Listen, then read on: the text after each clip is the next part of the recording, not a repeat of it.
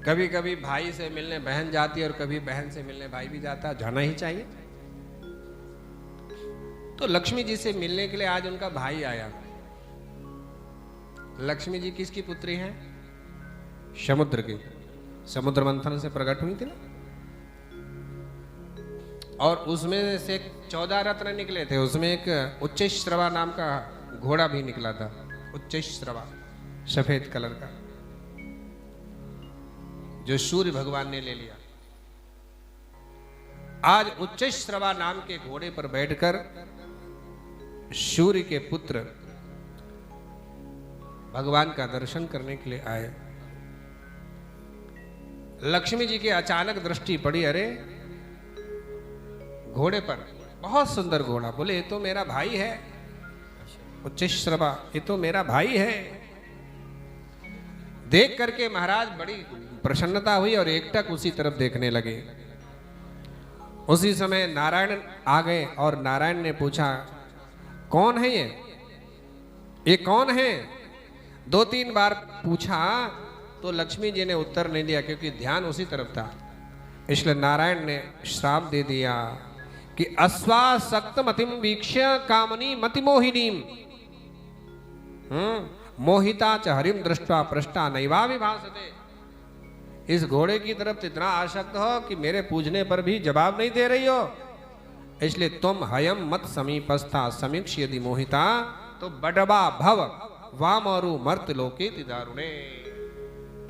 मेरे पूछने पर मेरे पास रहते हुए मुझसे ज्यादा इस घोड़े पर तुम्हारा जो है आसक्ति है, इसलिए जाओ तुम घोड़ी बन जाओ। घोड़ी बन जाओ। नारायण ने लक्ष्मी जी को घोड़ी होने का श्राप दे दिया। और जैसे ही श्राप मिला, लक्ष्मी जी की चेतना जागृत हुई, दृष्टि घोड़े की तरफ से हटी और कहती है, महाराज क्या कोई बहन अपने भाई को देख नहीं सकती है? समुद्र मंथन के समय मैं समुद्र की बेटी हूँ और ये हमारा भाई है घोड़ा, ये भी निकला था। बहुत दिन के बाद आज देखी हूँ तो प्रेम के साथ उसे देख रही थी। क्या कोई बहन भाई को देखे कोई पाप होता है? कौन सा दोष है? क्या हमने अपराध किया था जो आप मुझे इतना बड़ा श्राप दे दिए, मुझे घोड़ी होने का श्राप दे दिया? प्राणस्त्यक्षामि गोविंद पश्चितोद्य तवाग्रजा। मैं आपके बिना जी नहीं सकती, आपसे अलग होकर कैसे रहूंगी? मैं प्राण त्याग दूंगी आपके लिए। कदा मुक्ता समीपम ते प्राप्नोति सुखदम विभो। नारायण ने कहा तो तुमको जाना ही पड़ेगा, शाप खाली नहीं जाएगा। तो ठीक है प्रभु, कितने दिन के लिए जाना पड़ेगा आपके पास, मैं कब आ पाऊंगी? भगवान ने कहा, जब तक एक संतान तुम्हारे नहीं हो जाएगी तब तक तुमको घोड़ी बनकर रहना होगा। वहां से शरीर छोड़ा और महाराज मृत्युलोक में आकर कालिंदी मसास कालिंदी तमसा संगे सुपर्णाक्षस चोत्तरे। तामसी, तमसा नदी और कालिंदी यमुना नदी के तट पर आकर महाराज घोड़ी बन करके भगवान शंकर की तपस्या करने लगी। भगवान शंकर प्रकट हुए, क्या चाहिए, क्या परेशानी है? बोले मैं लक्ष्मी हूँ, नारायण ने मुझे घोड़ी बनने का श्राप दे दिया, मैं घोड़ी बन गई हूँ। हाँ, और उन्होंने कहा है एक संतान होने के बाद ही मुक्ति मिलेगी, तो मुझे संतान चाहिए। भगवान शिव ने कहा, मैं जाकर नारायण को समझाऊंगा, वो घोड़ा बनकर आएंगे, तुमसे संतान पैदा करेंगे और मुक्त कर, उसी समय मुक्त हो जाओगे। भगवान शंकर गए और उन्होंने चित्र जो पुष्पदंत भगवान शंकर के दूत हैं उनको भेजा नारायण के पास सूचना लेकर कि कहो कि वो घोड़ा बनकर जाएं और अपनी पत्नी के साथ मिल करके संतान उत्पन्न करें, उन्हें मुक्त करें। भगवान शंकर के आदेश को नारायण उल्लंघन नहीं कर सकते। नारायण घोड़ा बनकर गए और लक्ष्मी जी से लक्ष्मी जी को एक संतान गर्भ प्रदान किया और महाराज लक्ष्मी जी के एक संतान हुई। लक्ष्मी जी ने अपना स्वरूप घोड़ी का त्याग कर लक्ष्मी जी के रूप में आ गई। पुत्र को लेकर चलने लगी। नारायण ने कहा नहीं, ये पुत्र किसी उद्देश्य से लेकर के जन्म दिया गया है, ये पुत्र कृतवर्मा को देना है। कृतवर्मा, यदुवंश के एक राजा कृतवर्मा है, उन्होंने हमारी तपस्या की थी संतान प्राप्ति के लिए, ये उन्हीं के लिए। इसको यहीं छोड़ दो। लक्ष्मी जी को लेकर भगवान चले गए और उस पुत्र को एक यक्ष उठा ले गया।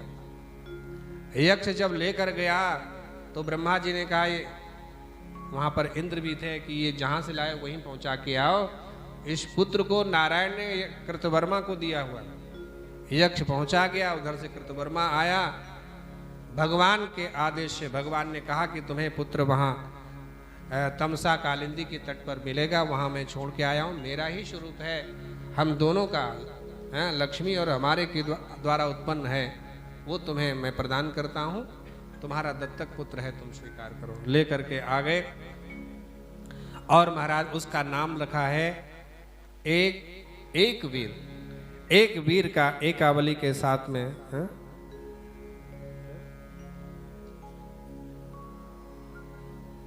हाँ, अच्छा, बस यही बराबर। एकावली के साथ में विवाह हुआ।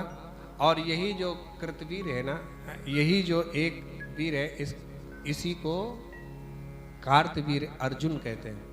है कार्तवीर अर्जुन, सहस्त्रार्जुन, 1000 भुजाओं वाला बना। है वंश यहीं से प्रारंभ हुआ क्षत्रियों का।